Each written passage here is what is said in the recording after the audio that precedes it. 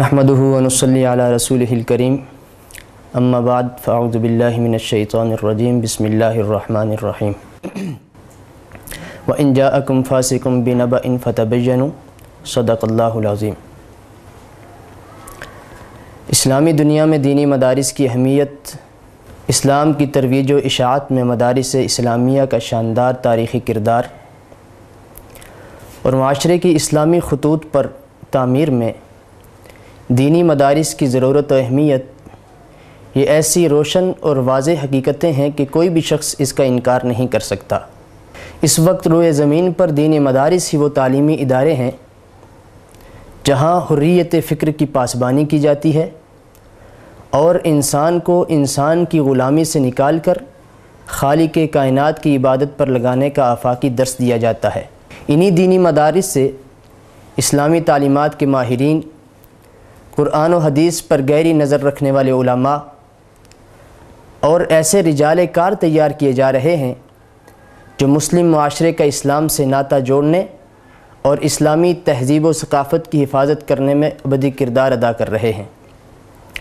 لیکن قیام مدارس کی ابتدا ہی سے دینی مدارس کے خلاف سازشوں کا ایک سلسلہ چل پڑا تھا۔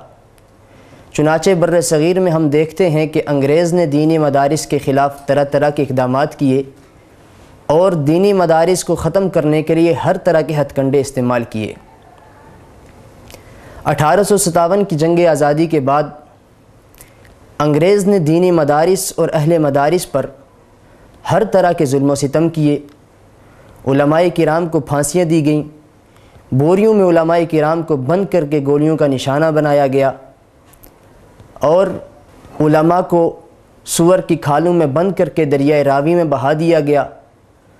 الغرض علماء کرام پر طرح طرح کے مصائب اور مشکلات اور طرح طرح کی آزمائشیں آئیں اور ان پر طرح طرح کے ظلم و ستم کیا گیا تاکہ علماء کرام کو ختم کر دیا جائے، ان مدارس اور اہل مدارس کو ختم کر دیا جائے اور اپنا طاغوتی نظام مسلمانوں پر مسلط کیا جا سکے۔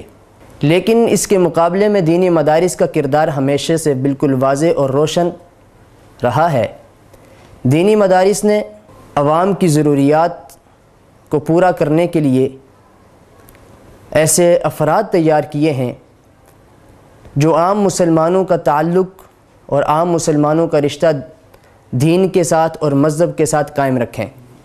یہی دینی مدارس ملک کے لاکھوں افراد کو تعلیم اور تعلیم کے ساتھ ساتھ ان کی بنیادی ضروریات مثلا خوراک، رہائش اور ان کے علاج وغیرہ کا بھی انتظام کر رہے ہیں۔ یہی دینی مدارس معاشرے میں بنیادی تعلیم اور خواندگی کے تناسب میں اضافے کا باعث بھی ہیں۔ یہی دینی مدارس قرآن و سنت کی تعلیم اور دینی علوم کی اشاعت کا سب سے بڑا ذریعہ بھی ہیں۔ یہی دینی مدارس عام مسلمانوں کی مذہبی رہنمائی اور دینی تعلیم کے لیے رجال کار فراہم کرنے کا واحد ذریعہ بھی ہیں۔ یہی دینی مدارس اسلام کے خاندانی نظام اور اسلام کی ثقافت اور کلچر کی حفاظت کر رہے ہیں اور غیر اسلامی ثقافت اور جلغار کے لیے اس کی روک تھام کا واحد ذریعہ ہیں۔ لیکن دینی مدارس کے اس کردار کو نظر انداز کرتے ہوئے آج میڈیا پر دینی مدارس کے خلاف پروپیگنڈے کا بازار گرم ہے۔ اگر دیکھا جائے تو اس میڈیا کا اصل الاصول یہ ہے کہ جھوٹ اتنی کثرت سے بولو کہ وہ سچ معلوم ہونے لگ جائے۔ چنانچہ اسی اصول کے تحت آج کا میڈیا دینی مدارس کے خلاف طرح طرح کے پروپیگنڈے کر رہا ہے۔ ایک طرف دینی مدارس کا شاندار تاریخی کردار، شاندار ماضی ہے، لیکن دوسری طرف میڈیا کا اس کے خلاف پروپیگنڈا ہے۔ تو سوچنے کی بات یہ ہے کہ وہ کیا اسباب ہیں، وہ کیا وجوہات ہیں کہ جن کی وجہ سے آج کا میڈیا دینی مدارس کے خلاف پروپیگنڈے کر رہا ہے۔ تو اگر غور کیا جائے تو اس کے بہت سے اسباب تلاش کیے جا سکتے ہیں۔ ان میں سے ایک اہم سبب کچھ عرصہ قبل امریکن تھنک ٹینک کی طرف سے شائع ہونے والی وہ رپورٹ ہے جس میں یہ کہا گیا کہ ایشیائی ممالک میں امریکی مفادات کے لیے سب سے بڑا خطرہ دینی مدارس ہیں۔ چنانچہ ایک سوچے سمجھے منصوبے کے تحت دینی مدارس کے خلاف مہم چلائی جا رہی ہے تاکہ امریکی مفادات کو تحفظ فراہم کیا جا سکے۔ اس کا دوسرا اہم سبب یہ ہے کہ آج دیندار اور لبرل طبقے کے درمیان تفریق پیدا ہو چکی ہے، ان کے درمیان دوریاں پیدا ہو چکی ہیں اور ان کے درمیان ایک خلیج حائل ہے، جس کی وجہ سے بہت سے اختلافات جنم لیتے ہیں اور محض غلط فہمیوں کی بنیاد پر جنم لیتے ہیں۔ یہی وجہ ہے کہ آج دینی مدارس کے خلاف پروپیگنڈا کرنے والوں میں سے ایک کثیر تعداد ان لوگوں کی ہے جو دینی مدارس کے ماحول، دینی مدارس کے خیالات اور نظریات سے ناواقف ہیں۔ اور اس کی تیسری سب سے اہم وجہ یہ ہے کہ اسلام دشمن قوتیں مسلمانوں کی زندگیوں سے اسلام کو نکال کر مغربی کلچر کا فروغ چاہتی ہیں، اور وہ قوتیں یہ سمجھتی ہیں کہ مسلمانوں میں دینی روح بیدار کرنے والے یہ دینی مدارس ہیں۔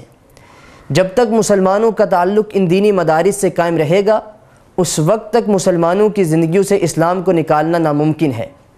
چنانچہ وہ قوتیں یہ چاہتی ہیں کہ دینی مدارس کے خلاف پروپیگنڈا کر کے دینی مدارس کو بدنام کر دیا جائے اور عوام کے دلوں سے دینی مدارس کی محبت ختم کر دی جائے، تاکہ عوام کا دینی مدارس کے ساتھ جو تعلق اور رشتہ ہے وہ رشتہ ٹوٹ جائے۔ چنانچہ جب عوام کا دینی مدارس سے تعلق اور رشتہ ٹوٹ جائے گا تو مسلمانوں کی زندگیوں سے اسلام کو نکالنا آسان ہو جائے گا۔